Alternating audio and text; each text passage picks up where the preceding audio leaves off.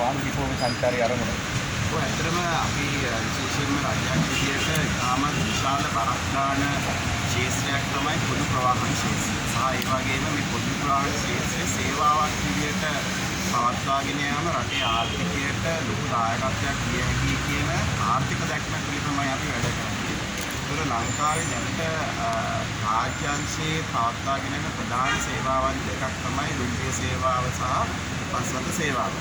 එතකොට මේ බස් රථ සේවාව කාලයක් තිස්සේ තිබ්බ පාලක තන්ත්‍රවල උනන්දුව නොතිබීම නිසා කාලෙන් කාලට වසරින් වසරේ අභාවයට ගිහිල්ලා අද හුස්ම ගන්න බැරි තැනකට ඒ ආයතන පත් වෙලා තියෙනවා. ඉතින් විශේෂයෙන්ම නව රජයේ ඇමතිතුමාගේ නව සංකල්පයක් අනුව මේ බස් ඩිපෝ ප්‍රකෘති තත්ත්වයට පත් කර ගැනීම, ස්වයං මුදල් උත්පාදනය කර ගැනීමෙන් භාණ්ඩාගාරයට බරක් නොවි ලාභදායී ස්ථාන බවට පත් කර ගැනීම සහ විශේෂයෙන්ම අපේ මේ ආයතනවල වැඩ කරන සේවකයන්ගේ සුභසිද්ධිය ආරක්ෂාව සහ ගුණාත්මක භාවය, සේවයේ ගුණාත්මක භාවය වර්ධනය කර ගැනීමේ නියම ව්‍යාපෘතියක් තමයි සිද්ධ වෙන්නේ. ඉතින් අපි තෝරගෙන තියෙනවා මේ වෙනකොට ඩිපෝ 25ක් රට පුරා.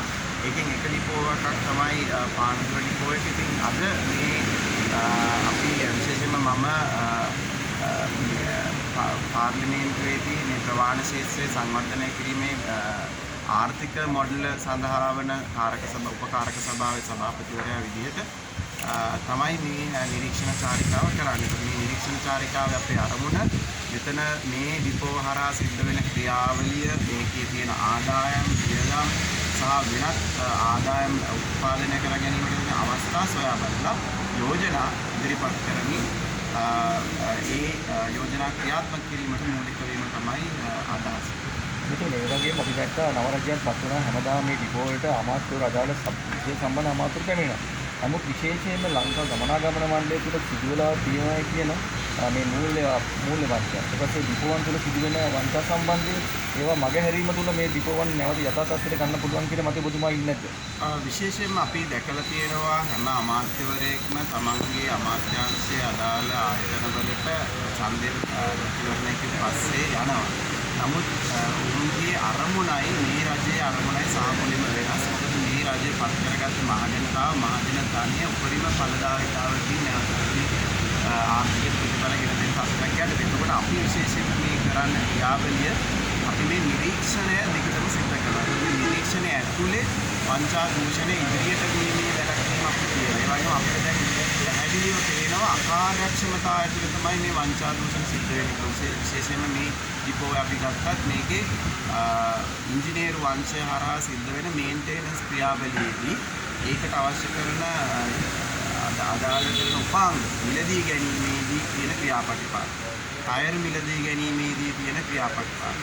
ඊට පස්සේ අපි දැන් අපි අත්දැකීමෙන් පේනවා මේ ඩිජිටල් කරණය නොකිරීම නිසා ආදායම් අහිමි වීමේ ගැටලුවක් අපිට තියෙනවා. ඒතකොට මෙන්න මේ වගේ අකාර්යක්ෂමතා වෙන්න අතහැරලා තිබ්බා. දැන් උදාහරණයක් විදිහට අපි දැක්කා මේ කිසිම දත්ත පද්ධතියක් මේ ඩිපෝවේ නැහැ. ඩිජිටල් දත්ත පද්ධතියක්. එතකොට බස් එකක් කවද්ද රිපෙයාර් කරේ, රිපෙයාර් කළේ අයිටම් එක කවද්ද අන්තිමට දැම්මේ, ඒක කොච්චර ලයිෆ් එකක් ඒක වැඩ කරාද, එතකොට ටයර් එකක් දාපු දවසේද ටයර් එකක් රිපෙයාර් කරපු දවසේද ඒක කොච්චර කිලෝමීටර් ගාණක් ගිහුවද, එක රූට් එකේ කොච්චර කිලෝමීටර් ගාණක් ගිහුවද. විශේෂයෙන්ම අපිට අද අත්දැක්ක දේ තමයි මේ තෙල් භාවිතයේ සාමාන්‍ය බස් රථයකට කිලෝමීටරයකට ලීටරයකට කිලෝමීටර 3ක් කියන සාමාන්‍ය තමයි තියෙන්නේ. අපි ඉතින් මේක අධ්‍යයනය කරගත යුතුයි.